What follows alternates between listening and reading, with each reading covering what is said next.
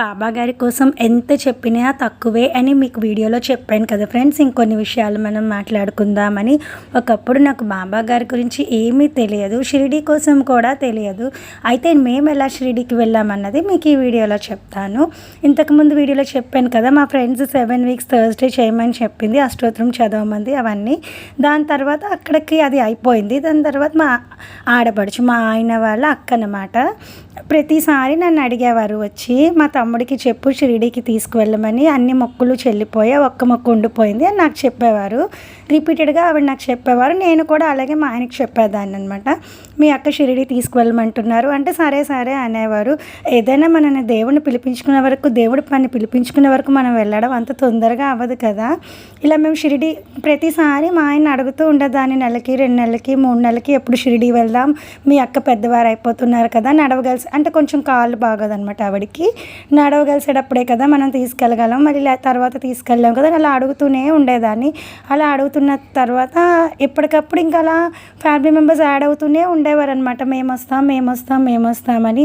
మరి వెళ్ళి రావాలి అంటే మనం డబ్బును కూడా చూసుకోవాలి కదండి. మెంబర్స్ యాడ్ అవుతున్న కొద్దీ అక్కడ మనకి ఖర్చులు కూడా పెరుగుతూ ఉంటాయి కదా. మరి వెళ్ళిన తర్వాత అక్కడ మనకి ఎవరు సాయం చేయరు కదా డబ్బులు అయిపోయిన తర్వాత. అందుకని అలా మాకు అలా లేట్ అవుతూనే ఉంది. మేము అనుకున్న తర్వాత 3-4 ఇయర్స్ పట్టింది అనుకుంటా వెళ్ళడం. ఎందుకంటే మా ఆయన వాళ్ళ 2 అన్నయ్యలు, వాళ్ళ ఫ్యామిలీ అలా ఒకరు వస్తామనుకుంటూ ఉంటే మరి అందరికీ డబ్బులు సెట్ చేసుకోవాలి కదా. కానీ మేము వెళ్ళడం ఒక అద్భుతంగా జరిగిందండి. అక్కడ మేము 1 వీక్ ఉన్నాము. 1 వీక్ మేము చాలాసార్లు, వీలైనన్ని సార్లు బాబాగారు దర్శనం చేసుకున్నాము. పిల్లలు అన్నిసార్లు మాతో రాలేకపోయారు, వాళ్ళందరూ రూమ్లో ఉండిపోయారు. ఎందుకంటే మేము ఎక్కువ మంది వెళ్ళాము, ఒక 15 మెంబర్స్ లాగా వెళ్ళాము, అందరూ రిలేటివ్స్తో వెళ్ళాము. కానీ మాకు తెలియకుండానే ఎంతో సునాయాసంగా మేము షిరిడీ వెళ్ళిపోయాము. వెళ్ళడానికి టైం పట్టింది, కానీ వెళ్ళిన తర్వాత మాకు అక్కడ చెప్పడానికి మాటలు కూడా రావండి.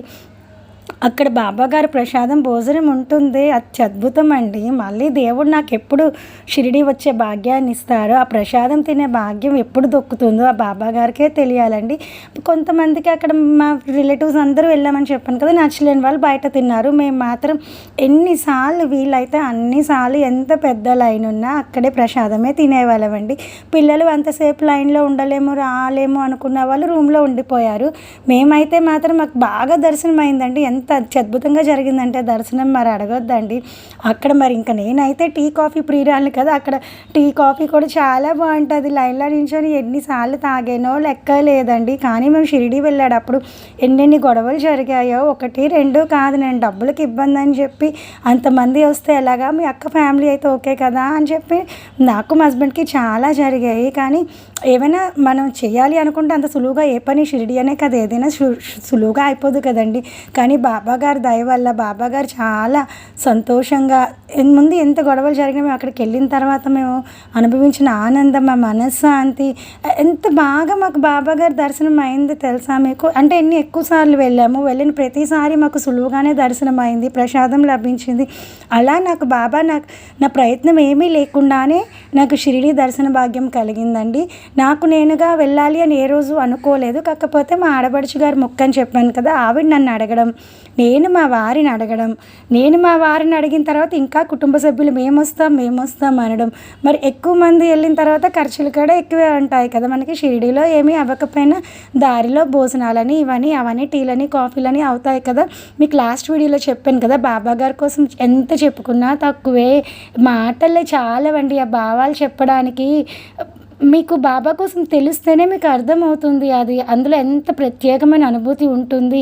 మీరు ముందు నమ్మాలి, నమ్మితేనే తెలుస్తుందండి. ముందు నాకు ఏ ప్రయాస లేకుండానే బాబా గారు నా జీవితంలోకి వచ్చారండి.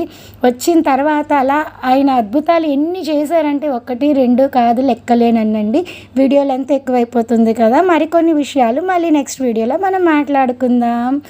అందరూ ఒక్కసారి మనస్ఫూర్తిగా చెప్పండి ఓం సాయిరామ్. బాబా గారికి థ్యాంక్ యూ కూడా చెప్పాలి, మనకి ఇంత అద్భుతమైన అవకాశాన్ని, మంచి జీవితాన్ని ప్రసాదించినందుకు. Thank you Baba, I love you Baba.